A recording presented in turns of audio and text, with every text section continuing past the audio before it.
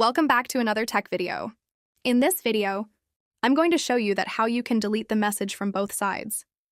First of all, let's simply go to back and just go to settings of your mobile and make sure that you have a Wi-Fi connection. Also make sure that VPN is not connected. After that, just simply go back to your TikTok. Just tap on TikTok and just go to the settings and privacy of your TikTok account and just scroll down and just go to our problem. If you got a problem, just tap on it. And if you know that, why we can hear. So the basic issue is that TikTok don't have any option delete from both sides. So you have to report a problem that I want to delete a message from both sides.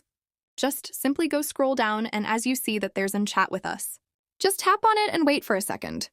It's loading, and just simply go to that and just simply send a message to the recording that I want to delete a message from both sides. So kindly please issue the option from in my account, just like that you just text it from to the TikTok team, and TikTok team try to resolve your problem in 1 to 2 days. So that's this video. Make sure you like our video and subscribe our channel for more tech related. Thanks for watching.